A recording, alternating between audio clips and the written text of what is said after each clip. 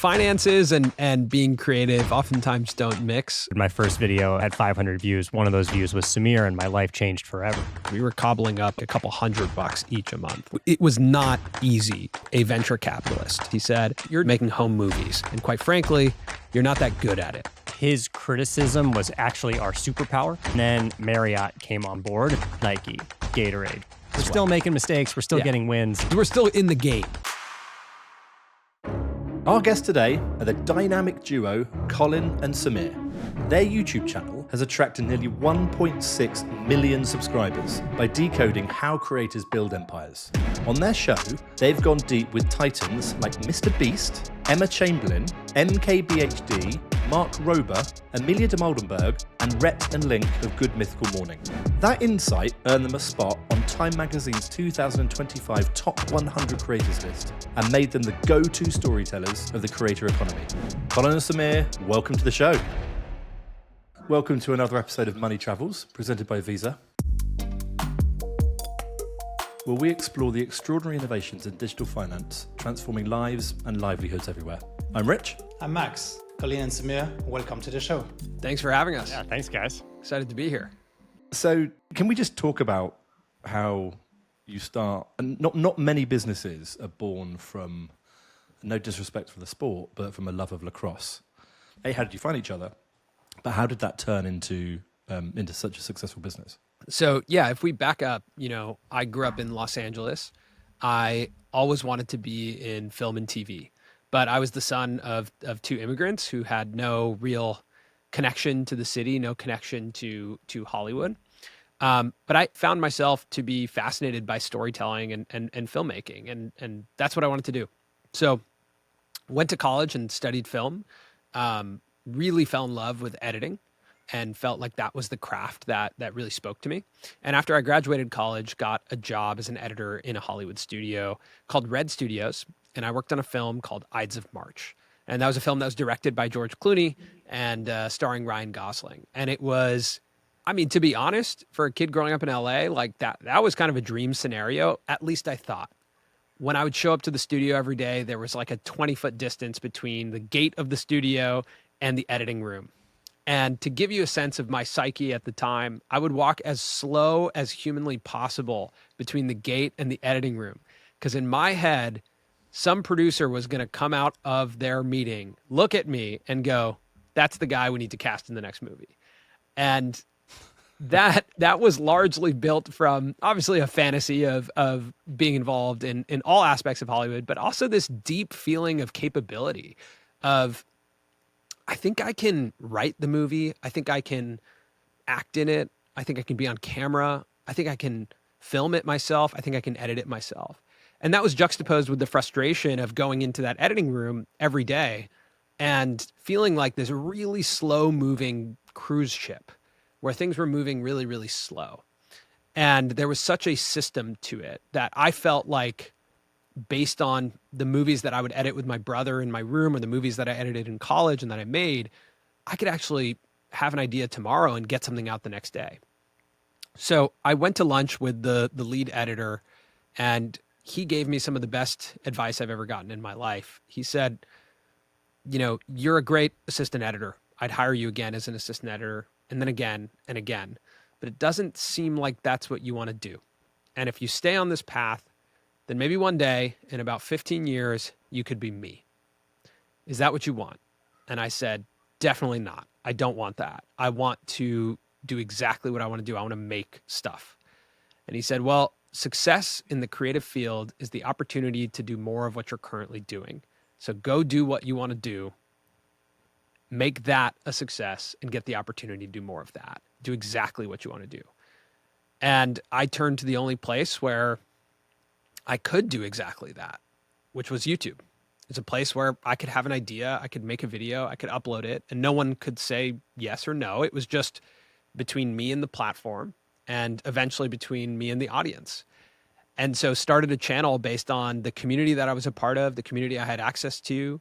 I picked up a camera and started filming videos about lacrosse, sport that I grew up playing, a community that I was deeply connected to, and I was a member of the audience for the videos that I was making. And through making lacrosse videos on YouTube, not that many people watch those videos. Not that many people were making those videos, but one of those people who was making videos about lacrosse was Colin. Yeah, that was 2012. I'll bring you up to speed quickly with how we met. It was 2012. I'm in Colorado. I had just graduated from school there, and I knew I wanted to do something entrepreneurial. For me, that meant, knowing how to make my own website, knowing how to take the photography, do the graphic design, make the video. So I bought a camera off Craigslist. I got the Adobe suite of products to learn graphic design, and I started filming and editing a web series about the lacrosse team that I had played for in college. And I put out the trailer to the series, and like Samir said, there weren't many people doing what we were doing. My first video got about 500 views, but one of those views was Samir. So he reached out to me that day that I put out the series, and we started working together from afar. I ended up publishing all of my episodes on the Lacrosse Network, which was his YouTube channel. And then after 6 months, he invited me for a 3-month internship in Los Angeles. And that was 14 years ago, and I'm still here today, but no longer an intern, which is good. That's fascinating, because Colin, it's really interesting how you look at that and the way you tell the story, which it seems like you wanted to be an entrepreneur, but Samir, the way you're talking about it is you wanted to talk about, you wanted to do what you like and talk about a passion. At what point did that become a business in your mind? Yeah, so I grew up again as a son of two immigrants from India. So there's no real option but to like treat whatever you're doing as a business. Like business is the dinner table conversation, right? And so when I set out to do this, for me, I always wanted to be in business as well. My dad's an entrepreneur. I wanted to be an entrepreneur, but I didn't want to do any business. Like I wanted to do something that I was deeply, deeply interested in. And I preferably wanted to do something around storytelling. So from the beginning, I treated it like a business. I mean, even the reason that I reached out to Colin is because what I recognized was if you were going to do the business of YouTube, even, in 2011, 2012, when we first were starting, the business of YouTube is about thinking like a distributor, thinking like a programming executive, thinking like, what does the audience need, right? What do they want and what do they need? And so when I saw Colin's series, I looked at it as like acquiring programming. I needed to fill programming slots, like just like a TV network. And his show was really good. And so like making that deal with Colin was immediately thinking of it as a business. How can I get more content? Because as I want to go out and sell ads on the network, I'm going to need more programming. So pretty quickly, I thought of it as a business. And lacrosse itself is like very, very niche. I think what's amazing about the internet and what was beautiful about the internet then, what's still beautiful about the internet today, is that you can find people like you. There's this incredible stat about YouTube, which is that 47% of Gen Z say that they're a fan of something that no one they know personally is also a fan of.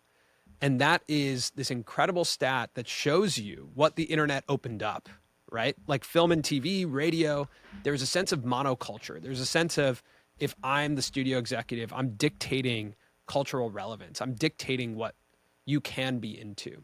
But once the internet unlocked the doors, there was people like me who were just, hey, I'm into lacrosse. Maybe there's other people into it. And that turned out to be true. And that's still true today. Actually, times probably 100 or 1,000. YouTube is enormous now. And you talk about it, I think, on one of your episodes. It's got more viewership than Netflix, I think. But if you go back to 2012, how big was it then? And like, how much of a risk were you taking, saying we're going to go into this world of content creation? Definitely not what it is today. Today what you're referencing is that YouTube has the highest share of watch time on connected TVs. So when people turn on their TV in their living room, more people are turning on YouTube than Netflix, Disney Plus, Hulu, Amazon Prime Video. They're number one. And that was not the case back then. That was the theory, right? The theory was independent creators talking about stuff that they're into is probably more entertaining than, Hollywood studios coming up with programming. And the pace at which people were creating, it felt kind of obvious to us, but like still uncertain if it was going to pan out like that. The size and scope of YouTube back then, we got to a point where we had hundreds of thousands of people watching our videos. To me, that felt absolutely enormous. Like to find 100,000 people who are also into this specific thing we were into of lacrosse, like that felt enormous. I remember even the first time 10,000 people watched something of ours, like that felt huge to me. The fact that we could reach that many people felt really big. So, I don't know by the numbers how big YouTube was at that time, but I know how it felt, and it felt big. I would say too, back in 2012, 2013, the advertising industry and its relationship to YouTube is nowhere near what it is today. And that was definitely one of the barriers we ran into was, Samir and I were constantly pitching ourselves to companies, but also just YouTube as an ecosystem of why this is actually a great place to advertise because we have a direct connection with our audience, right? But that was a real hurdle that we had to get over for years and years and years back then. You had to pitch against YouTube, but how much did you have to pitch with or to your family as well? Like, what was their first reaction?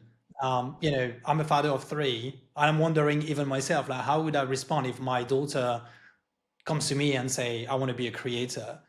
And I can only imagine what was the reaction back in 2012. Like, how did they respond to that? And what was their point of view? Okay. So, short answer, it was really hard. But I think people react to passion really well. And we had like a unreasonable amount of passion, both Colin and I, for YouTube. Like just totally unreasonable at the time because it was really hard to make money, right? And money is a very clean validation metric for business, for life, for, once you get out of school, the only grade that exists is like your job title and your salary, right? Those are kind of like the grades that exist in adult life. And, we were living more in a world where those had not yet been formulated. The job title of YouTuber was not a respected one by any means. And the salary you could make from doing it was super undefined. So those two, typical societal metrics weren't available to us. So you had to look at other metrics of success internally and externally. Internally, I think we talk about this all the time. It was just the inherent love of coming up with an idea, bringing that idea to life from your head to the screen, and then seeing the reaction of the audience. That was like the metric for us of just internal success of like, wow, this is unbelievable. We can come up with an idea, put it out, and people can react to it and give us feedback immediately. Now, the external metrics, like that was really hard. Like my family was really confused about how this worked. My dad comes from a product business. He started a business where he sells clothes. He was like, I don't understand what you're selling. And that pushed me to actually explore what it meant to sell as a creator. What were we selling? And it took me years to figure that out. But, those conversations I think were hard. And we did a lot of odd jobs as creatives that we fell back on because we couldn't make money from advertising early on.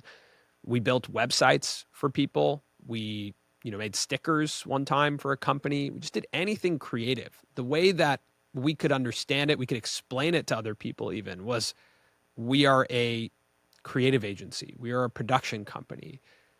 We're a service business. If you have something you want done creatively, we can make videos for you. We can live stream for you. We can edit for you. So we would just try and explore where our services were valuable and essentially look at our YouTube channel as marketing for those services. But internally, we knew that wasn't the plan. That was like a V1 just to quell the business anxiety. But we knew we were actually trying to get to the point where we were our own media platform and we could sell advertising against that.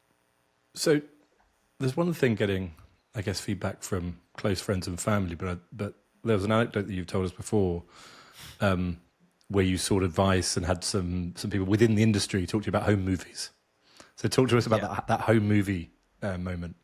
Yeah. So a couple years in, I really felt like we had some traction, but we were still doing odd jobs. We were still just doing creative services and we were cobbling up. Like, I don't want to suggest that we were making a ton of money by any means. We were cobbling up enough to make a couple $100 each a month. Like, it was not easy. I was those living years. with my aunt. It was not glamorous by any means. But yeah, by any means, at all. Like we really were not. We were years in. Now we were, in our mid-20s almost, and really not making much money. And so I got to a point where I was like, I don't know what the solution is, but I think maybe it's to raise money. Maybe I need to go talk to people and explore if I can raise money. So I ended up getting a meeting with a venture capitalist and had found out that he had invested in the tennis channel. So he was familiar with niche networks, and also found out that he grew up playing lacrosse. This guy felt like a bullseye. He was going to listen to the story, and maybe if he wasn't going to invest, he would have some advice for me. And the call was set, and I get on the phone. His assistant patches him in, and he goes, "All right, tell me about the business." And so I start pitching him. And at the time, we were doing a lot of, live streams of games. We were broadcasting from my perspective. So I started telling him, well, we are a modern niche sports network. We're built on YouTube. We're built not for an audience, but with an audience. And we do everything from news and analysis to vlogs to broadcast live games. And right when I said broadcast, he said, listen, I'm going to stop you right there. You just used the term broadcast. I used to work in broadcast. What you're doing is not broadcast. What you're doing is making home movies. And quite frankly, you're not that good at it. So I would chalk this up to a hobby and go find something else to do. And I said, okay, thank you very much. Thanks for the time. And the call was honestly like maximum 90 seconds. And it was definitely a gut punch because I had a lot of hope and a lot of, I think early days in your entrepreneurial journey, you kind of get this like savior complex where you think like somebody can pull you out from obscurity and save the business and save this idea. And when I hung up that phone, I recognized like that wasn't going to happen for us. That wasn't going to happen for us. Like we were going to have to just keep our heads down and actually be faced with this question of like, how much do we believe in this idea? How much do we believe that this can work? I think what we learned eventually was that his criticism was actually our superpower. Him telling us we're making home movies. If you take a step back, that's actually what our audience really liked. The fact that this was very different than a traditional sports broadcast, that Samir and I were occasionally the ones on the mic, right? And we're looking at the comments during the live games and we're calling out members of our community. That it was more of a grassroots feel to what we were doing. And we eventually printed out "You're making home movies" and put on a poster. And we still have it with us to this day because it was a reminder of like, let's actually believe in what we're doing, that we are doing it different. And this guy may not understand it, but we understand the value to the way we're doing things. And we should stick to that. I think what's fascinating is the more that we've talked, and the more that I've kind of delved into this space, is the parallels between setting up any business are just there. And actually, there's for anybody who wants to learn more about this space, you've got a really good one of your videos. It's called 13 Years of YouTube in 46 minutes. Yeah. And you talk about the kind of various steps you did, and like what you're talking about there is like audience creation, which is effectively understanding that customer problem. Like any kind of business kind of sets up on. Just say that anybody who wants to learn more about this industry should go and listen to that. So you guys, you're the entrepreneurs. You've come up with something. You've had a gut punch of someone telling you, you guys make home movies. Go and do some more odd jobs. Do you start again, or do you say, actually, that's just one of many punches we're going to get along the way because we truly believe in what we're doing, and you've come up with this framework that you truly believe in, so you just keep plowing through? Yeah, I think we just kept our heads down. Like I couldn't imagine stopping because we had an audience. Like letting down an audience as a creator, that is when you have a deep relationship with them. Like that feels like it's not even an option, right? Like think about this term content market fit.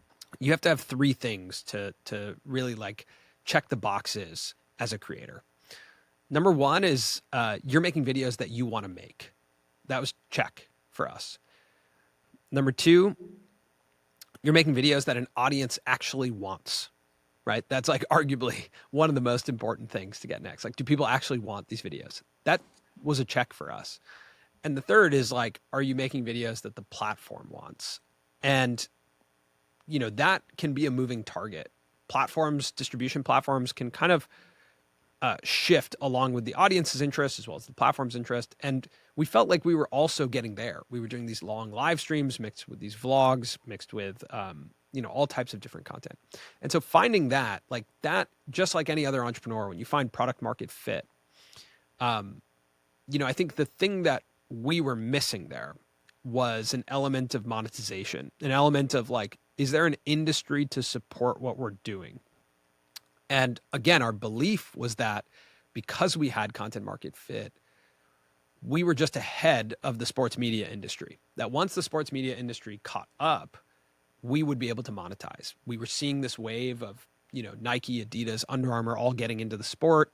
And we just believed that because we were this new wave media platform, we were going to be the place to advertise. This was absolutely a gut punch. I think we understood, even just coming from the world of competitive sports, we both actually grew up playing lacrosse, right? So you understand that the concept is not that you're going to win every game. The concept is you are going to lose, right? The concept is the other team is going to score. But that's what playing the game is. Like, you just want more wins than losses at the end. You want more goals than the other team at the end. So I think we just had a competitive feel that lights a fire. And I think it was within a year from then where the company got acquired. And that was obviously, in our life, a massive validation moment to go, we had an idea, it was valuable to an audience, but now it's actually also commercially valuable. Yeah, in that window, we experienced some wins when it came to monetization. Yeah. We had endemic sponsors, companies within the lacrosse community that were the first to get on board and realize, oh, okay, we're not going to spend with magazines anymore, right? Like, this is now the home for this community. So we saw a lot of interest from endemic sponsors. And then, we even towards the tail end of that, we did a series that Marriott eventually came onto and sponsored. We did a series around the Team USA lacrosse tryouts that Marriott came on board with. And that was huge. That was a massive validation point for us. But then what Samir alluded to, the company was acquired by a bigger sports media company in New York. And that was not only a huge validation point for us, but it also gave us now runway and legs because it was an acqui-hire. So, it was a great opportunity for us to continue what we were doing and just focus on what we were doing. And now we had a sales team, we had a legal team. This was a company that worked with all of the major brands, with, the NBA, the MLB, the NFL, and worked with brands like Gatorade, right? They actually did work with Nike. So we were now able to get into these rooms with some infrastructure. And during, that first year of being a part of this company, we were able to land deals with Nike, with Gatorade for the Lacrosse Network, and really grow from a monetization standpoint in a way that we had not before. And do you think, if you look at today, the financial industry has caught up with this and is more keen now to help the creators to bring new ideas to life, both on the funding, but also on the monetization side of things? I think the monetization side is really catching up, right? I think especially when you start to understand that YouTube is the most watched platform on connected TVs. Linear TV advertising is north of $160 billion industry. YouTube has generated $40 billion in ad revenue and paid that out to creators and artists and media companies. So I think, the reality is there's a great quote from a Hollywood executive named Barry Diller. He says, TV is TV no matter what pipe brings it forward. And I think that is, the industry has caught up to that. Now, you have brands like Unilever. They have a new CEO who said he wants to move from 30% of their marketing budget being spent with creators to 50% of their marketing budget being spent with creators. And Unilever is one of the biggest advertisers in the US. So money is getting shifted over there. So I think on the monetization side, the monetization is there. You can build a career as a creator. On the funding side from the banks, I do think we're starting to catch up. That was a challenge for us early on. Even to open a bank account, it was a lot of confusion of what the business did and how to classify it. At the core of it, we're a media company, right? And the way that works is you do need time and space to build an audience and then solve, how to monetize. I think like, typical entrepreneurship is let me build a product and let me find customers for that product. Creator entrepreneurship is let me build an audience and let me find products for that audience, right? So it goes, it's the inverse. So I think on the funding side, like what a lot of creators need is like bigger credit limits. They need to have space to evaluate, to fund their ideas. I think they need like financial institutions that can understand them. And then I think on the creator side, I think you need to understand who you are as a creator. There's such a big spectrum of what it means to monetize your creativity, to be a creator in 2025. There's, one side of the spectrum is being an artist. An artist is going to make whatever they want to make. They have an idea, they want to express themselves, and they're going to find ways to express their ideas. And typically, the audience comes last for an artist. Their own creativity comes first, the audience comes last. On the opposite end of that spectrum is a distributor. That's someone who's like a Hollywood executive who's sitting in their office saying, you know what? We need another Spider-Man because Spider-Man puts butts in seats. I'm thinking audience first. What does the audience want to watch? I'm going to make that. And, those two sides of the spectrum require different things. On the distributor side, they are going to require funding to go out and make that Spider-Man because they know it's a calculated risk and they know they're going to put butts in seats. On the artist side, they actually just need space. They need space, a bit of stability so that they can explore and figure out what they want to make.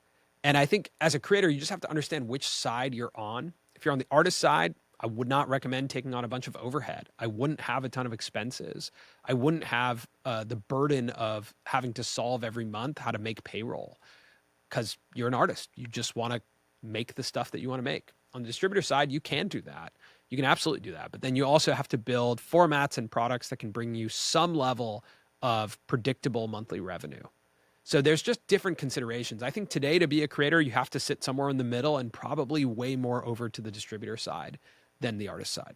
If you were given the opportunity to evolve and create a product that will help on the financial side, that will help the creators, something that doesn't exist today, what hasn't been invented that could help you? Mm-hmm. I'll speak for myself first because it'll be short and sweet. So being on the creative side, I don't like spending time on that side. And generally, anytime I've looked at a software that's meant to help, I'm like allergic to it. I don't want to spend any time in it. So for me, I look towards people.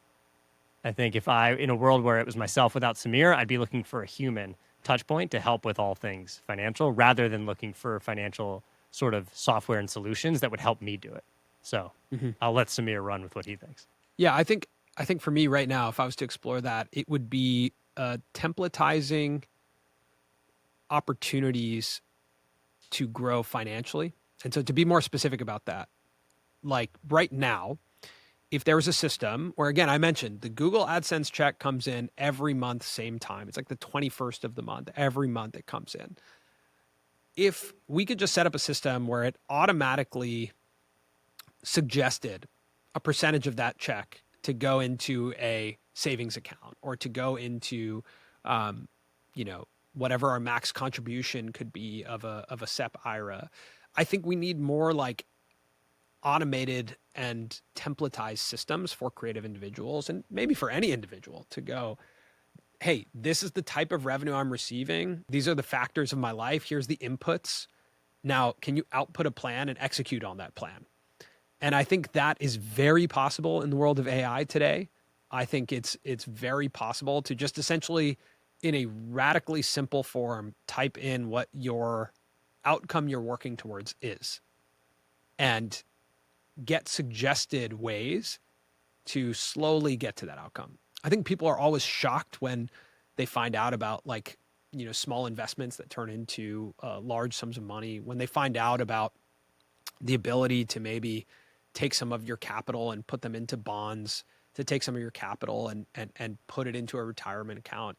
And I think, there's one element which is like human to human, but there's another element where I think we can build like just compelling automations for that. And I think creative individuals would love a little bit of out of sight, out of mind, but peace of mind that it's happening, that I am building some level of stability and some level of safety net while my head is, down working on my creative craft. That's a really good one. I think there are some options to save money or to put money aside every month, creating wallets and digital wallets to do that. But to your point is, what you want behind it is really like building that path and say, I want to retire by whatever age 50. I want to grow my business this way. I want this, and tailor those savings and those investments and those expense management in a unique way that is tailored for you and not just a standardized thing for everyone, right? I think it could even be shorter term than that. I think it can be, I want to live in New York City next year. Right. Yeah. Like what does that mean? What does my life look like if I live in New York City next year? What's the average cost of living there? What's the average cost of an apartment there? Like, how, do I need to save a certain amount to do that? Do I need to make a certain amount to do that? And essentially building like, here's the lifestyle design I want. Now build based on my revenue, build some level of automated system to help me get there. So now hearing you talk effectively about advising, you kind of know what it takes to become a creator, the different types of creators out there. How did you get to this stage of effectively advising new creators, current creators from, you built a successful Lacrosse Network, you'd sold it, you said, you probably phoned up that person who said you were making home movies and said, remember me. Couldn't you do this over again for another niche, another industry? Or how did that transition go from creator to almost coach? So while we were at the company that acquired us, we were there for 2 years. And towards the end, we started to feel like we wanted to explore ourselves outside of just sports. We had spent the last 6 years within sports, and YouTube at the time was drastically changing. You were seeing creators like Casey Neistat who were, telling stories about themselves and their own lives and building huge businesses and audiences off of it. And Samir and I felt like we had gained the expertise to potentially do something similar. And that felt very exciting to us. So we left the Lacrosse Network and started the channel that we have now, which is just called Colin and Samir, and started making videos about whatever we wanted to make, just truly expressing ourselves as artists. And that is actually like a terrible strategy if you want to build a creator business, right? The guys who started the Lacrosse Network, incredibly niche, delivering value to an underserved audience, we should have known that you can't leave and just make videos about whatever you want for whoever wants to watch it at any given time. So we fell a bit flat on our faces. And, for a while, really turned into a production company and started working with creators behind the scenes, helping them make their videos, continued to work with some of the brands that we worked with at Lacrosse Network. And what we had to do all the while was continue to focus on our YouTube channel and dial into, again, who is the audience now that we want to serve. And what we started to come to is we want to make videos for our younger selves. We want to make videos for the 22-year-old Colin and Samir who was embarking on this YouTube creator journey and had no idea where to look for guidance. So we started, making videos for aspiring creators with the goal of educating them. And, once we dialed in a process to deliver that value consistently, which was turning our podcast into video form, uploading it every week to YouTube, that's when this version of Colin and Samir as coaches really started to take off. I would probably push back on us as coaches. Like, I think we are peers and that's how we see ourselves. Like, we were navigating the career path. It's just very meta. Like, we were just being very open as we were navigating it. And I think because we were open and honest about our navigation of figuring out how to turn Colin and Samir into a business, we found other people like us, other creators who were feeling the same way, who were trying to navigate and explore this new world of building a business around being a creator, and just opened up a space on our show to have those honest conversations. So I think, like, today, of course, I think a lot of people see us as experts in the field. I would say we're still exploring, and we're just open about our exploration, and sitting down with other creators and telling their stories, I think, is a mix of this deep sense of pride right? When you look back at 14 years, like I have such a sense of pride that the way we did this was through YouTube and through independent distribution and independent creation. So I have like a lot of pride, and I want to bring forward a lot of creator stories and tell those to the world. And then the other side is like natural curiosity. I'm still curious about how people are thinking about this, how people are building their businesses. And I think this term creator, from what I'm seeing, like it potentially in the next 5 to 10 years might go away. This term creator economy might be gone because we might just call this the entertainment business, right? We have the next wave of stand-up comedians that are emerging on YouTube and building massive distribution on YouTube. Musicians are emerging on TikTok or Instagram or even YouTube as well. Massive creators like Kai Cenat are emerging on Twitch and becoming like the most culturally relevant people in media. So I think, you know, my perspective is now, as we're pushing forward and exploring the world a bit more, you know, we are entering another phase of this, which is going, I guess this is the entertainment business now. Like this is just all what Hollywood used to be and what traditional entertainment used to be is just living in a different place. Oh, accept the pushback on coach. It's quite interesting. Like you've just, it's one of your fundamentals of business, right? It's building this community within the community itself. I want to talk about those fundamentals. I think you talk about that kind of, there's 4 key fundamentals of kind of building a creator business. So we have 4 fundamentals that we believe every creator needs to have a successful business. And this is something that, you know, we figured out for ourselves in 2021 to 2022. When we finally took a look at our business and we dialed in these 4 pillars, that's when we really started to grow, both from an audience and monetization perspective. So the first pillar is audience. You have to define your audience and know deeply who you are speaking to. And for most creators, you know, like us, it's a version of your younger self or a version of yourself, right? Like you should probably be a part of the audience that you are trying to serve. 2 is value prop. So how are you actually delivering value? How are you trying to serve that audience?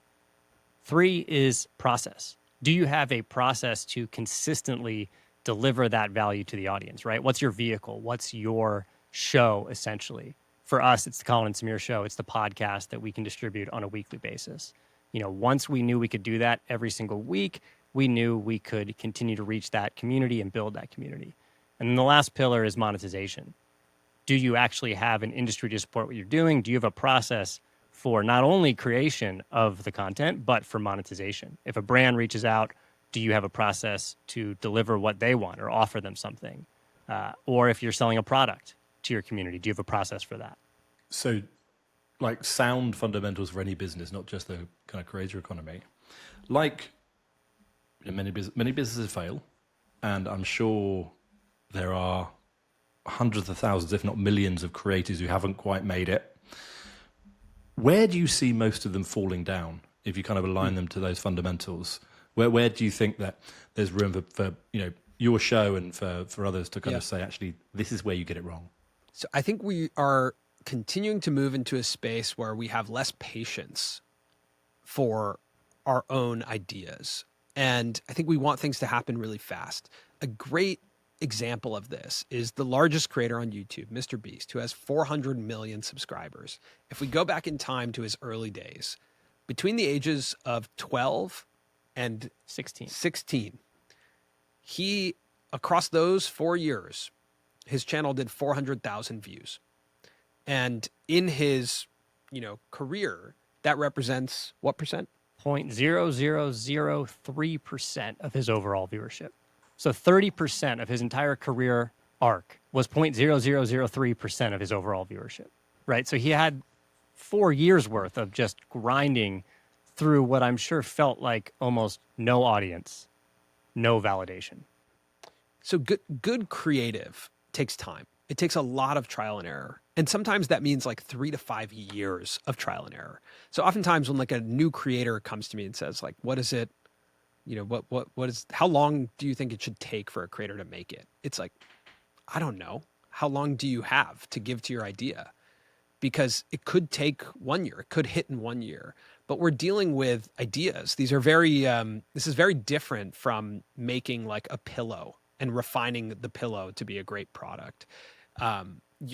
you're coming up with thoughts in your head, you have emotions, you have charisma on camera, you have editing styles. Like, you are just developing this very intangible idea into something and seeing how the audience reacts to it. And I think a lot of creators fall off in a couple of ways. One is like over investing from the beginning in their content. It's not sustainable, right? If you're spending a ton of money on each video, then can you really produce those over and over and enough to solve what works for you? And number two is like time. Time is something that you want on your side when it comes to developing a creative idea. And we always ask creators, like, or think about your concept on a 52-week window. Can you produce this idea 52 weeks out of the year? Doesn't mean you have to, but can you? And your production setup, your ability to make stuff should be as lightweight as that, so you can experience a lot of trial and error. I think that is such a major part of building a creative business. Even if we look at, like, the history of TV shows in Hollywood, when The Office came to the US, season 1 of The Office is pretty different from season 3 of The Office, because that space, they just needed space to breathe. They needed space to figure out who they were as they were adapting this, UK version of The Office. They were just figuring themselves out. And I think across the entertainment business, we're giving things too little time to figure themselves out now. And that is so incredibly important for a creator. So Colin always says, like, first piece of advice, I think he says it in that video, the 13 years, if he's a new creator right now, he would get a job. And I think that's a really interesting piece of advice, where it's like, de-risk your creativity. We did the opposite. We went all in. We said, this thing should pay our bills. But to put that type of burden on your own creativity from the get-go, I think is really challenging. On the inverse, you have someone like Mark Rober, who worked at NASA and Apple, one of the biggest creators today with 60 million subscribers. He didn't leave his day job until he had 10 million subscribers. That's a pretty extreme version of what I'm talking about, but I do think creativity needs space to breathe before you can turn it into a business. Interesting. And to have that resilience, a lot of this is about resilience from, if you take Mr. Beast's example, at 12 years old, I mean, that's kind of a superpower. So I guess that's really interesting, right? So, and maybe when you have these conversations, you must be speaking to creators of all ages, and to talk about, you're in this for the long term. If you want to make this a proper vocation. There's an element of resilience, but there's also just an element of passion, where it's like, would you do this if no one was watching? Would you do this if you weren't making money? Marquez Brownlee, one of the biggest tech creators on YouTube, said to us, the people who make it, it's like the NBA. The athletes that make it to the NBA are the ones who just love shooting hoops in the park by themselves. They would do that no matter what. That's the same concept when it comes to being a creator. Do you actually love making videos? And if you do, you're probably like, even if our business just fell apart tomorrow, I'd probably still make videos. I like making videos. So that is something that you need. That is a core component of being a creator, is like the honest passion towards creating. It's also about the discipline, right? Can you produce 52 episodes a year for like the next 10 years? Yeah. And have the discipline to actually do it? Because to your point, once you have 10 million followership, it might be super easy to just like, let it sleep and say, oh yeah, that's fine. I'll pass this week.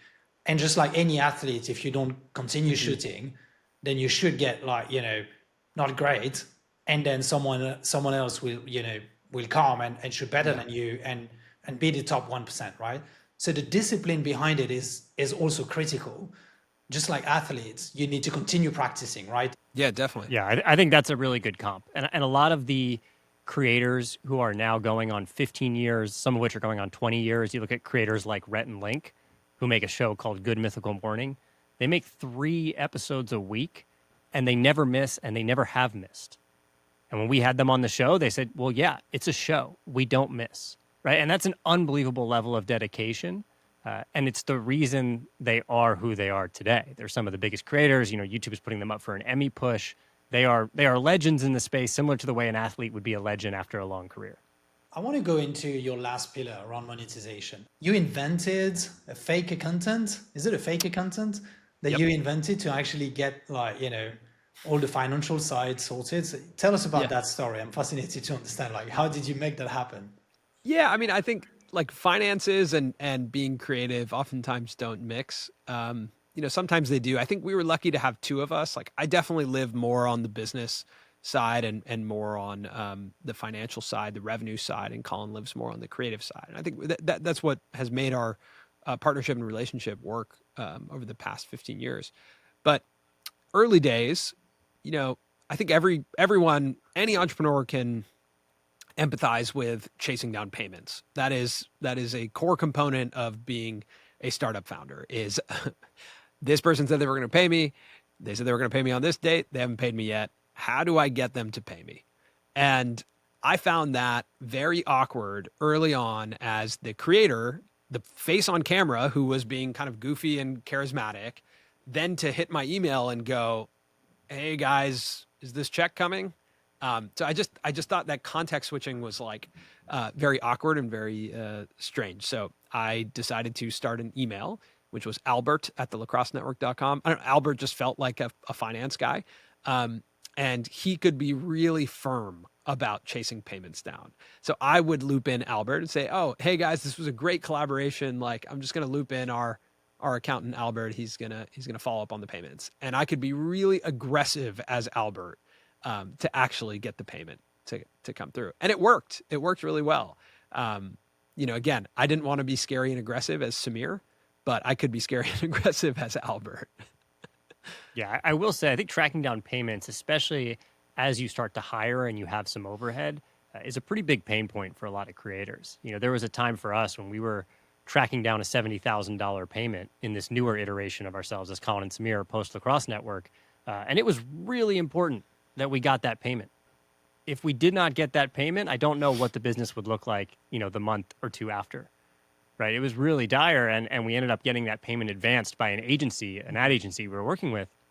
But they were really they were going out of their way to do that for us, right? And I don't know. I think that is something too, like having a place to go for advanced payments when you need them like that, especially when these payments are coming from big brands, major corporations. So, we knew the payment would come, we just couldn't get it to come on the time that we needed it to. From a platform standpoint, because you also get you get the payments from those big brands you're working with, but as well as Yeah. the platforms, right?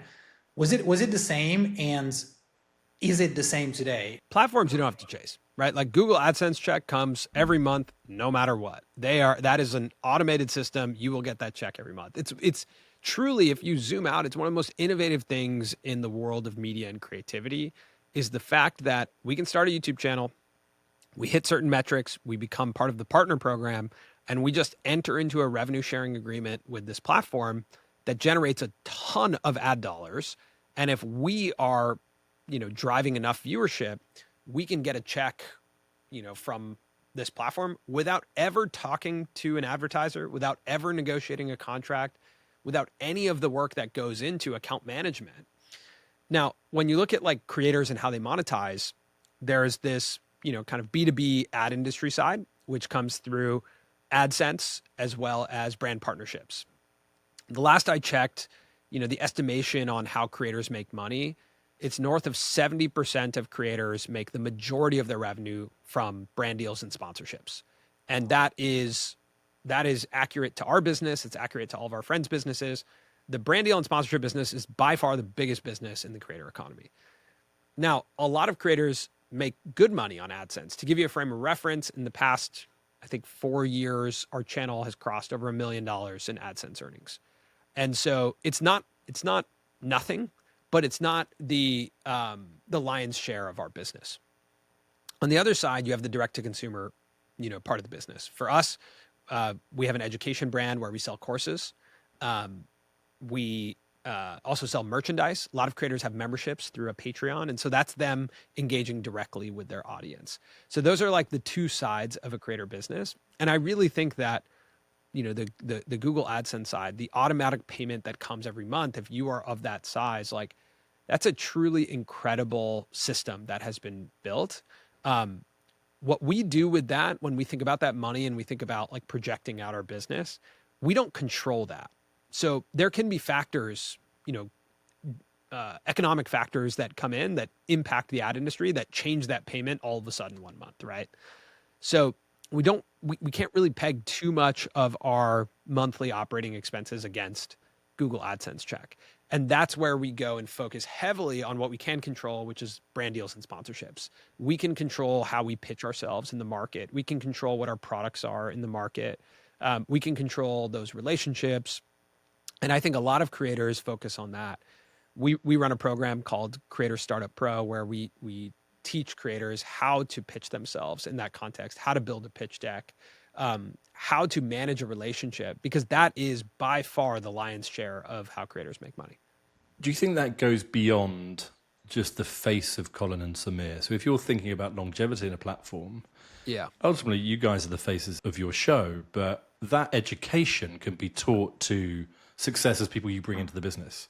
Is that something that gets talked enough about in this space where there's often a name associated to that channel? Mm-hmm. Definitely, yeah. I think we're all as creators, like in some way, shape, or form, chasing the scalable version of ourselves. Max, back to your question about like funding in our space. I think one of the barriers to funding is what people would call key man risk, meaning like, am I going to invest in your YouTube channel? Well, what happens if Colin and Samir stop making videos? Like the Colin and Samir channel and Colin and Samir brand stops when we stop creating. But building scalable products that are attached to your media brand, that gives you like a true unfair advantage. So obviously we see creators like a Ryan Trahan who's building a candy brand. It's now the #2 candy brand in all of Target, called Joyride. You see, Mr. Beast with Feastables. He's a chocolate company. Mark Rober with Crunch Labs, which is a toy subscription box. So I think we're all trying to solve that scalable version. It's more investable, it's more scalable, and it can live beyond us. And we can utilize our platforms right now to have an unfair advantage in the market, right? We get to have lower customer acquisition cost because of our platforms into these businesses. And that's how we think about our education business. And while I'm saying all this, Rich, I have to say, the term coach is an accurate one. I think that's fair. As I'm thinking about it, Colin and I always say, like, we feel like we're writing the textbook in real time about the creator economy. So I almost see I ourselves think it's more as of a like player coach. player coach, because we're still in the game. We're still in the game. We're still making mistakes. We're still Yeah. getting wins, but we're also coaching. We're on the field and we experience wins and losses too. But I think it's fascinating, and again, the parallels back to any startup business and any scale up business now you guys are at now. Do you have like an executive team? It's not just Colin and Samir. There's a whole team behind you guys. Do you sit down and kind of think through what the future of not just the industry, but the future of kind of your business looks like? We don't. We have operated very much, ourselves for a long time, but I think we're probably entering into a time where we need that. I would say in our space, in the creator economy, we are all audience rich and time poor. And I think the reality is like the most needed and most coveted job in our industry right now is an operator, someone who's a business operator who can come into the business and say, even look at our business and go, hey, this education thing is really interesting. I actually think we can 10x this if we hire these people. That's not necessarily our core competency right now, nor do I think it should be. I think we need to focus on being the best Colin and Samir we can, which is being excited about ideas and making them and connecting with our audience. And so the infrastructure of building out the business, I think that is something that a lot of creators need. And you're actually seeing that happen more and more now, where people are coming from traditional entertainment or from startups to actually help build these businesses. To bring up Mark Rober again, he brought in an operator who's a former Google employee to help him build Crunch Labs. And now that team is massive. When we went to his office last year, there's 60 people working on Crunch Labs. There's 6 people working on the YouTube channel. So like the businesses that they're able to build with a good operator next to them, I think that's a huge unlock. The same way that creatively developing a format is an unlock for creators and for a YouTube channel, on the business side, having a good operator can be a huge unlock for you. I would say, while we do need to focus on content, hiring an operator is something we think a lot about. I do feel like we're a bit at opportunity overload right now. If you look at our email inbox, the amount of opportunities we have to branch out to different parts of our business, to make our current business better, are really unbelievable, but we just don't have that support. So if anyone is listening and thinks that they would be a really great candidate to help us grow the future of our business, Just text Colin. His phone number is yeah, just 310. come direct to me. Or email Albert. So Yeah. Yeah, Email Albert at That's the good. Lacrosse Yeah. Network. Yeah. Is that the future for the creators of the world, which is one side is the content and the other side is basically the other gigs that they build on the back of it? To your example, where the content might be very lean and still based on their creativity because no one else can do it but themselves. Yeah. But then they have like a whole company, almost like I would say a side gig or a franchise, whatever it could be, that is like the big company, and I don't want to say big, it can still be an SMB, but like the cash cow, the revenue maker, or the next star for their business. Yeah, definitely. I think it can be for like the creator economy. If you look at it, it's like split up into a couple different slices. One is like entrepreneurship, right? Where you go like if you have an entrepreneurial creator. I think a great example is a creator in New York named Gabe DeSanti.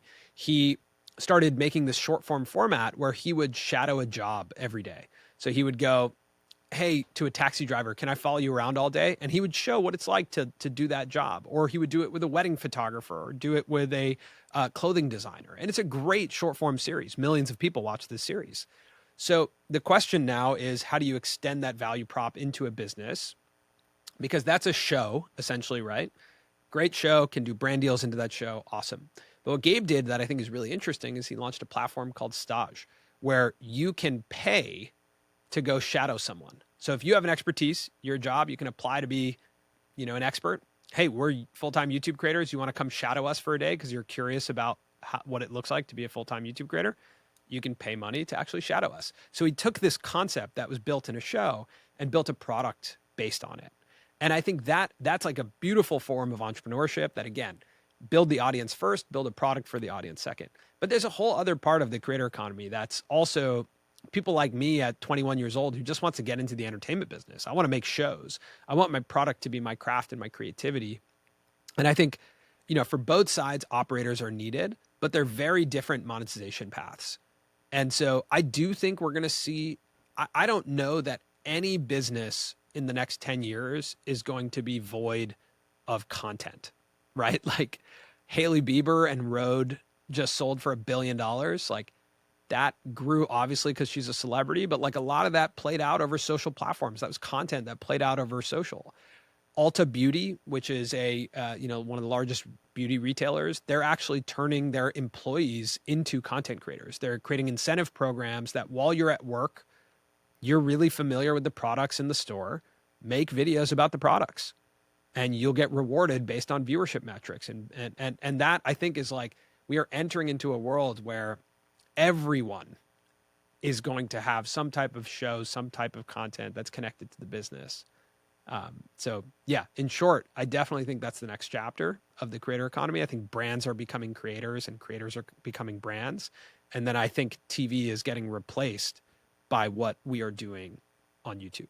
And I would just add that I think the brands who are becoming creators are hiring some of the creators who aren't as entrepreneurial. Yeah. I was just having a conversation last week with a super talented creator who's way more on the artistic side of the artist and distributor spectrum. And he was talking to me about how he's going to become the chief creative officer of a company and get a salary. Not to say he's going to stop creating some of what he's making, but he's fielding that type of opportunity. And I think you'll see some creators on that end of the spectrum who sort of graduate and up level that way.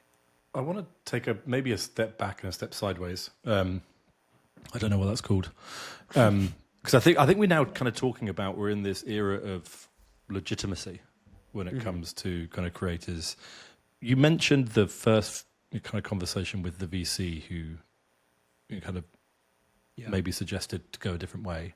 You talked a little bit about how early conversations with banks around kind of credit lines, it was thanks but no thanks. Where are we, or where have we come from in that kind of legitimacy point when it comes to kind of financial services, which are kind of super important, like in terms of, it's not just about getting paid, it's about having access to the right types of financial service to help build your business.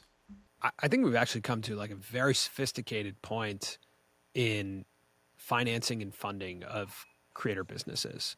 I think banks have caught up, which is great. I think there's also a lot of banks that understand us as startups now, which is great. And startup banking is something that, that exists. I still think like our product is less understood, and our the way revenue comes in is less understood. But I think there's so many more ways to make money as a creator today that revenue can come in a lot faster than back in 2012 when we were trying to navigate like, a $300 check here, $1,000 check there. Like if you're good at what you do, if you can tell a great story, you're probably starting to make thousands of dollars pretty quickly.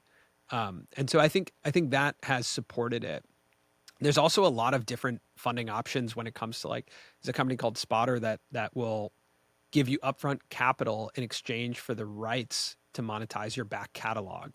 That's not something that has existed, prior to this. It's something that exists in music. It's something that exists in, other types of business, but essentially going, hey, you have a valuable catalog of content. You guys have been creating for years and years and years, and people are still watching your videos. So we think, we want to take on this back catalog and sell advertising against that.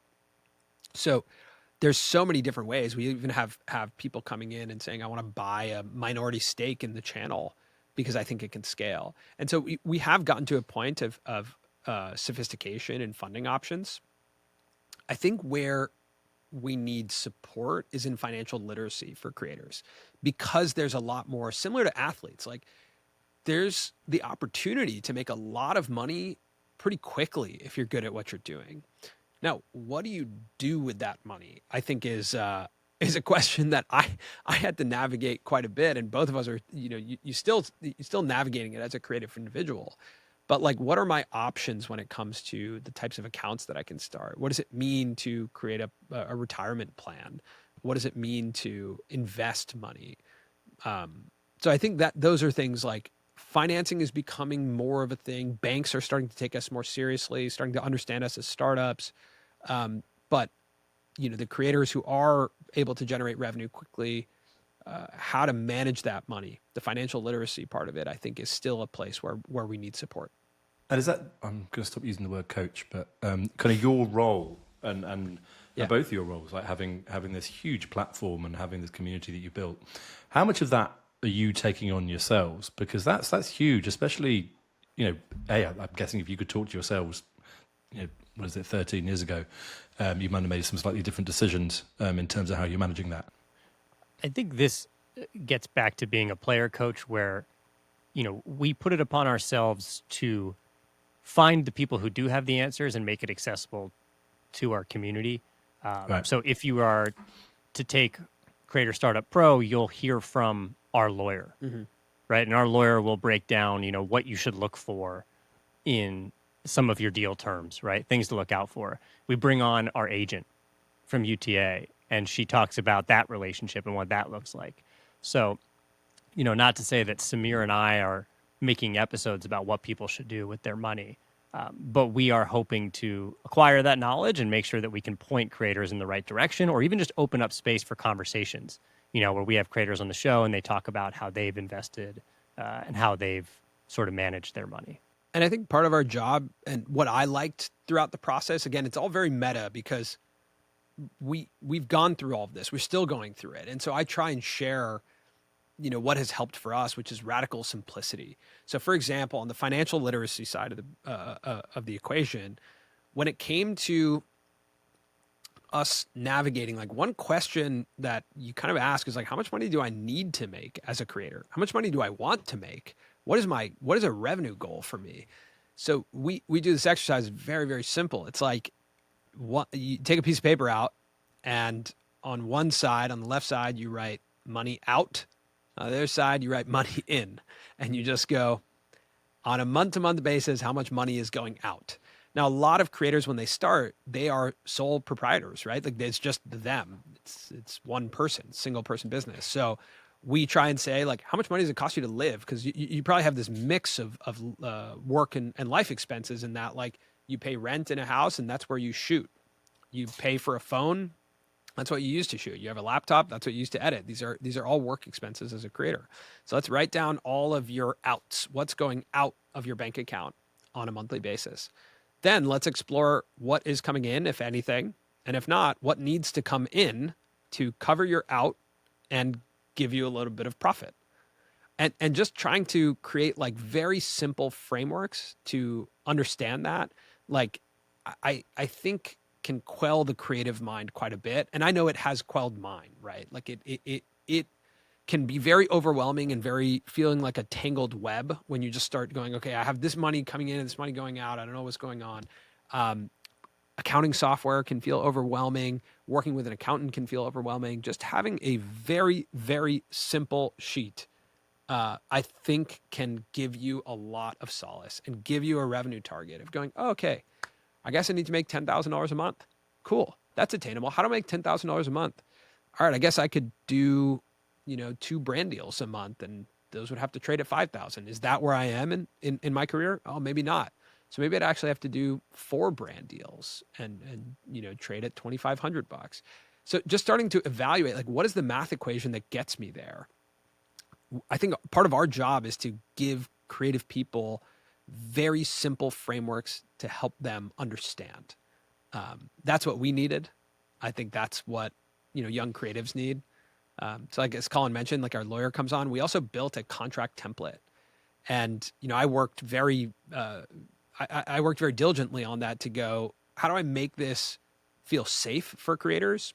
How do I make this really easy to understand? How to make this easy so that if someone does want to work with them, they can fill in the blanks, send it back, and they already have a contract they can feel confident in. So I think that is a lot of our job. And I think as we move on, as we learn, our job is to go, how do we articulate this into something simple that we know people like us can understand? Here it is. I think a lot of that will transcend the creator economy. And like, as a Sure. Brit, my personal opinion is I don't think we teach financial literacy enough in kids. I think the US does a much better job, but actually because it's such a buzz industry and you got quite a lot of young people going into it, if they had that kind of simple to understand, I guess, kind of P&L of finances, then whether they go into the creator industry or not, that's going to set them up for kind of general life. I think one of the most important things for a creator when it comes to their business is just understanding the concept of enough. I think that is a very confusing thing to get into when you live on the internet and when you live in a world where we're all just watching numbers on a screen go up, and we connect our self-worth to those numbers on a screen. And I think recognizing what enough means, both from what's in your bank account, as well as what's on the screen when it comes to viewership, when it comes to subscribership, I think we can chase this endless dragon, and starting to just start from the beginning, like I said, and doing a financial exercise or even just a deep internal exercise of why am I doing this? What is enough for me? What else do I want to do outside of this? I think this can be an all-consuming effort, and I've at least noticed, in my own journey that that's been a really confusing thing to explore. Is the term of enough? Isn't it also kind of when's enough for the audience? Like Sure. when are we kind of overloading them with like stuff? They'll tell you when it's enough, though. That you won't be confused. That real time. They will tell you when it's enough, right? Audiences vote with their views. They vote with their engagement. You'll know when you've given them enough. That's a target that's always moving. Yeah. And I guess that real time conversation, because you talk about actually some of your ultimately the customer is the audience, the community is creators, is platforms.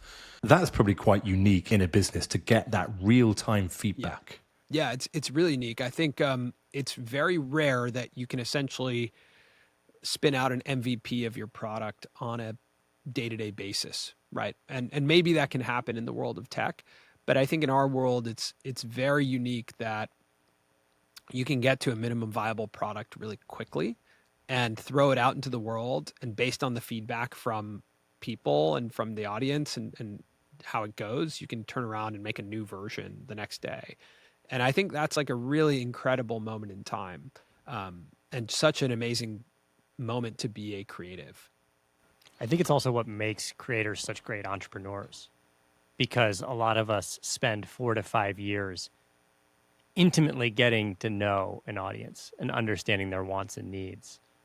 And then the products and services that they would want are so clear to us, after those 4 or 5 years of intimately getting to know them. Because it's always about the customer. Yeah. So that's the thing. I can see the jealousy in Mac's eyes, who's, he spent years and years trying to get this right in marketing. But that just kind of instant customer feedback. And I think that's also kind of passionate. Like you have, Colin, you said like what makes great entrepreneurs, but it's what makes great business people who are that connected to the customer and that kind of customer problem. It's fascinating. I also think that adaptable and that flexible, right? Like I think, I often think in the world of sports, when we were first starting out, I would explore these stories around Sports Illustrated, which is the leading sports magazine, in America when we were, or just back in, early days, when they came across the concept of ESPN, of this idea that there would be sports on a TV network 24/7, they thought it was ridiculous. They thought it was crazy that anybody would watch sports 24/7, and they stuck with being the magazine. And if you just explore, like, they were the leaders in sports media, and then ESPN came along and just took them out. So I think as creators, because our environment changes so much, we have to explore our own adaptability and question our beliefs on a day-to-day basis. And I think that's a really important trait in entrepreneurs. I think it's a really important trait in humans. Like, the natural state of the world is change. There's a quote from Bruce Lee that I heard in college and that I just absolutely loved. He says, to be like water. When water is poured into a cup, it takes the shape of the cup. When it is in a river and it approaches a rock, it becomes the rock.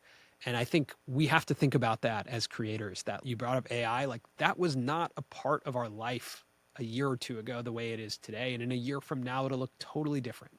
Our audience can love something one day and not love it the next day. And we have to be adaptable, and we have to be in a constant flow and relationship with the ever-changing environment of the internet, of our audience, of our own desires and own creativity, and accept that the natural state is change.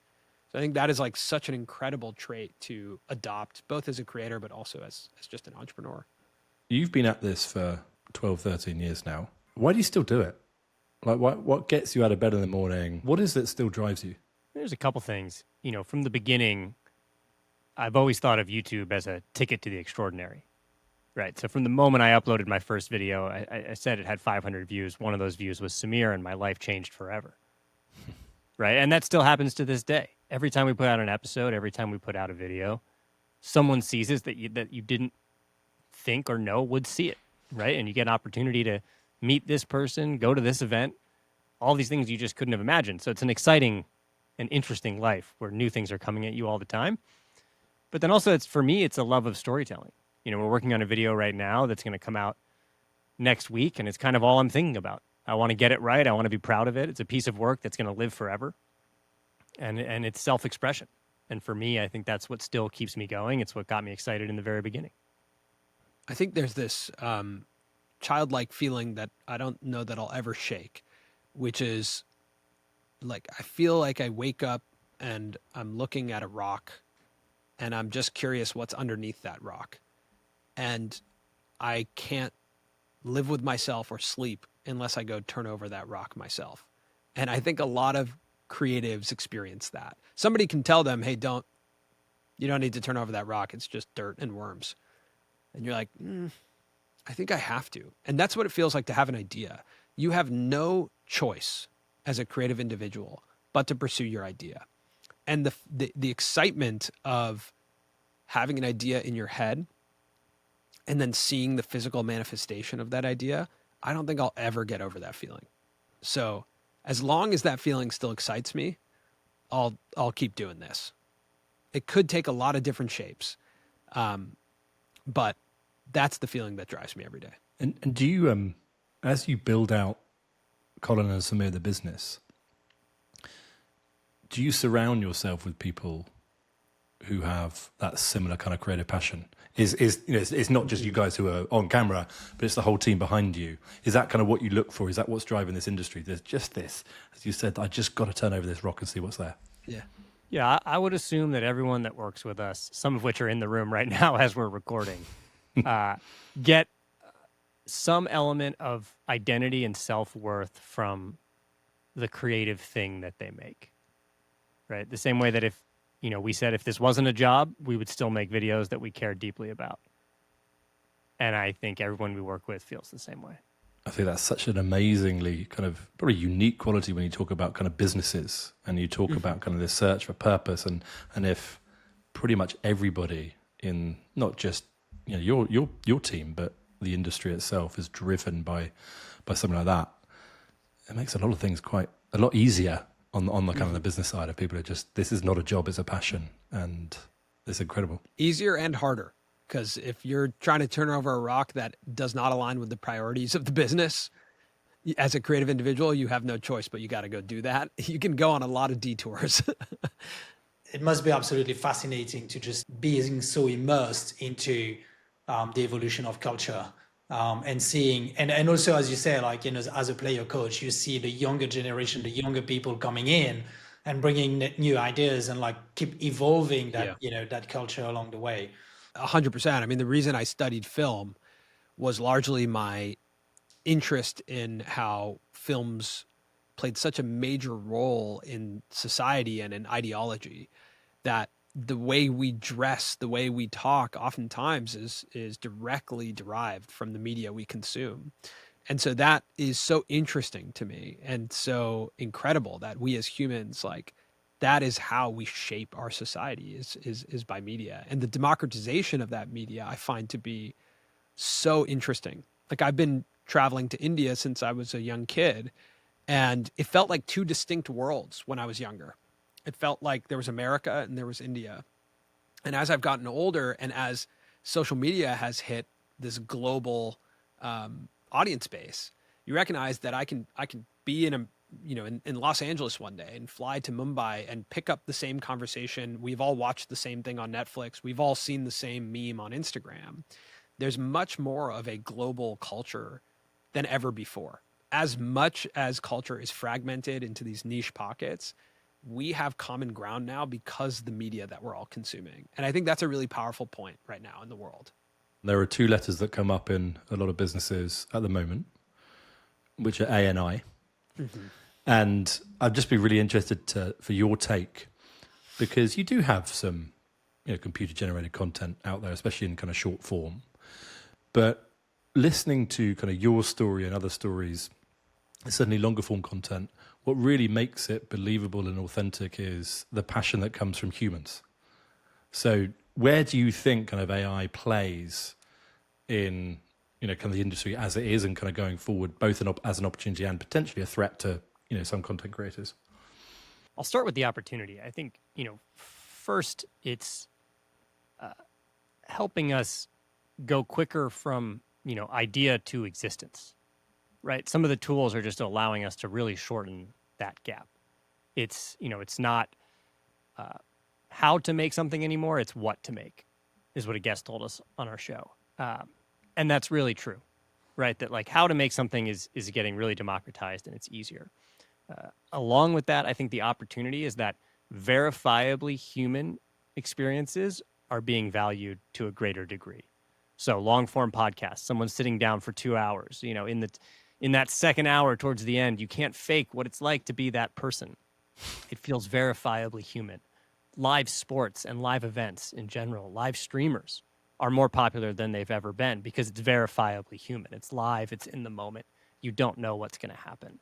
And we're seeing a greater emphasis on those live experiences. There are definitely threats, I think, when it comes to some of the jobs in terms of some of the almost like assistant editor type skills, some of the things that get you going.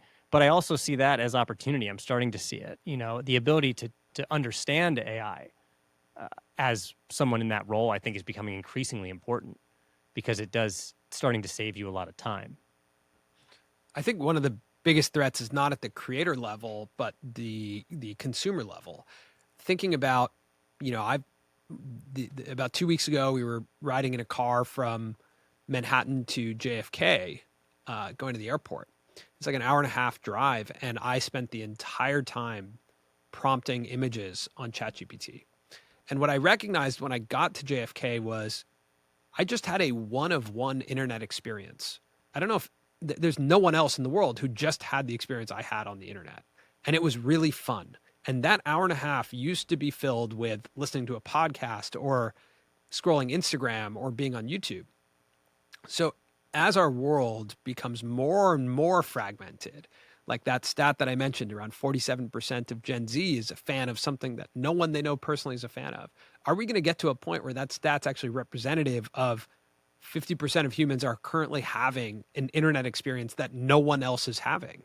And if that's the case, then the one-to-many creator, there's a lot less space for us. We're now not competing with other creators or other shows. We're competing with the internet and with the algorithms. And I think that is a threat to us. Where attention moves is always a threat, and attention being so heavily concentrated into a one-of-one experience, I think is a threat to the creator economy. I think as much as we're moving in a direction of a fragmented internet and maybe one-of-one experiences, there's always an inverse reaction to stuff like that. And I think we're witnessing a large rise in collectivism of I want to have a collective experience. I want to be experiencing something at the same time as everyone else. We're at a point now where we have a series of events called Coffee with Creators, where we get about 150 creators together. We have coffee, we get to know each other, and really just give space for everyone to meet and interact. And it's a really great opportunity for us to see our audience and really interact with them, and make sure it's people like us. We said earlier that YouTube and creating is about finding people like you, and that's one of the best opportunities for us to do it. It reminds me a lot of Jerry Seinfeld was asked one time, when you get off stage after doing comedy, is there someone you look towards to tell you if it went well or not? And he was like, no way. He's like, no one gets more feedback more often than a comedian on stage doing stand-up. It's just right in front of your face the whole time. And there's an element of that for Samir and I as well with some of our events. We are on stage, we're answering questions live from creators, and we get to see truly the impact live and see their faces and understand, are people laughing? Are people taking notes? And there's really an element for us of that. And I think for creators across the board right now, some of the most successful creators are doing live tours. And, they're proving to themselves that they are that level of entertainer or educator who doesn't need to spend hours editing it in just the right way. They're honing their skills of being able to do it at any given moment in front of hundreds of people. So we are making a pretty big swing of throwing our biggest event ever on September 4th in New York, and rented out a big space and working towards throwing that, because we believe like that is something that is really important. This career can feel really lonely. You are filming yourself, then you're loading in footage of yourself onto a computer, and you're sitting and editing yourself by yourself. So asking yourself, would people like me? Are people going to like this? So I think that can be a really lonely experience. Our show is meant to make the experience less lonely, to hear stories from other people. But I think our events are built to make the experience even less lonely and saying, hey, let's get together. Let's share our experiences. It's amazing to be with someone who you have common ground with. I think that's fantastic. I think if you're not in the industry, you don't really appreciate that. Yeah, you don't appreciate all the work that goes on behind, but you don't appreciate that. Yeah, these famous people that we see in front of our screens must be spending time with millions of people, but no, there's so many hours in a dark room, and that's probably why you do it together, right? So yeah, totally. Yeah. If they're really popular, they spend a lot more time in the studio by themselves, right? Like that's the reality. It's like they spend a lot of time on the craft. Our belief in events is that one of the biggest values is just meeting new people. And so a lot of what we do both at Coffee with Creators and what we're going to do at Press Publish NYC in September is put people in groups that maybe they weren't expecting, right? So unexpected groups of people, unexpected interactions. I think that keeps you stimulated in a way that's just so interesting. And so partially, yeah, you're going to be sitting and listening to a panel, kind of like a TED, but we keep that to a minimum. I want it more to be opportunities to learn from each other.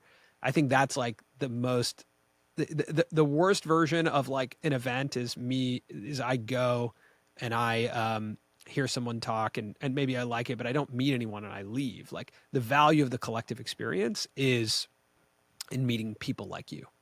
Colin, you mentioned that you guys are working on a new video that comes out, I think, next week. Mm-hmm. What kind of next for you two? Like, what is the next kind of 6 months going to look like? I mean, we've experienced a lot of personal change this year. And I think the past 6 months have been very eye-opening. So in January, we both lost our homes in the Los Angeles fires. 12 days after the fire, I had my first baby. And in A month, month, a month and a half. Colin will have his first baby. And so as a creative, as an entrepreneur, you're constantly in collaboration with everything, right? With your surroundings, with your own life, with this new relationship to time. And I think now it's like the next 6 months are going to be us continuing to figure out what the new version of Colin and Samir looks like. Now we have new collaborators. Now we have new forces that are creating, a new energy with our content.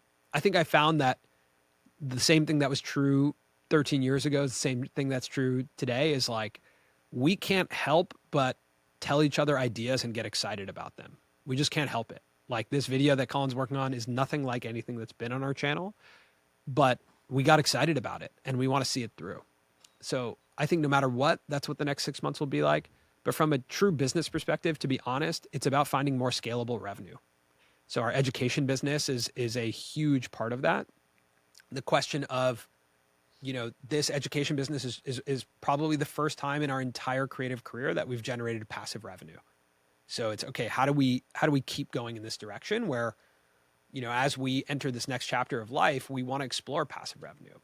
I think there's another element of exploring the deep desire that got us into this career, which is exploring Hollywood and going, there's some problems that Hollywood is facing. YouTube clearly is dominating. Is there a bridge between these two worlds? And exploring some of that. And so I think it's about stepping into this new role as humans and seeing how that shows up in our business, like that these new constraints will create a new reality. And I think that's what the next 6 months are about. Yeah, if you think about those 4 pillars, audience and value prop for the most part are not changing. But as new forces come into our life, process will change. And as Samir said, monetization, we're starting to change that as well, looking for more scalable revenue. So I think for a lot of creators, as they've been in this for a long time, audience and value prop generally stays pretty consistent. It's hard. That's a slow-moving ship if you actually want to change those. But for all of your career, process and monetization, those are the two that you're kind of always, they're always a little bit in flux and you're always working on. Well, congratulations to both of you. And I wonder if they have a channel aimed at kind of toddler lacrosse. Maybe that's going to be in a few years' time. Honestly, probably, yeah. Probably. Yeah, probably do. Everything's on YouTube. And if it's not there, I'm not going to start it. Not at this point. Yeah, at this point in my career. A lot of financial education as well. Financial literacy would be important for the babies. Yeah, that's true. Like my first P&L. Yeah. Before we let you go, we ask all our guests, if you were to listen to kind of one guest on a future Money Travels podcast, who would you like to hear from? And what are some of the questions you would ask them? I mean, I would say for me personally, I love listening to Scott Galloway. I really enjoy the crassness and the way that he articulates himself. When we had him on the show, he talked about how he has a team of writers that help him, take complex topics, things that are happening in current events, and make them incredibly accessible, right, with analogies and metaphors. And I just think the way he storytells around financial literacy, financial planning, I think there's almost no one better. I think he's really great. So I would love to see him on the show. That's a good one. I think for me, it would be Rick Rubin. I don't know if you guys have read his book, The Creative Act, but I find it to be one of the best articulations of creativity that I've ever heard. And I'd be really curious to hear him talk about the commercial side of art and just actually exploring, I think what we're talking about is being a creator, being a media company, but I'm always fascinating to hear what someone who's an artist thinks about the world of money. Love both of them. Really, really good. Colin, Samir, thank you so much for joining us. It's been a fascinating conversation about creativity, resilience, and the business behind the camera. That's it for Rich and me this week. To keep the conversation going, you can follow us on our social media handles. And of course, don't forget to follow the show on Spotify and subscribe on YouTube. If you enjoyed what you heard today, leave us a review, tell your friends, or better still, do both. We'll be back next episode to explore more life-changing innovations in digital finance. So, wherever your travels take you this week, remember to join us then for the next installment of Money Travels presented by Visa.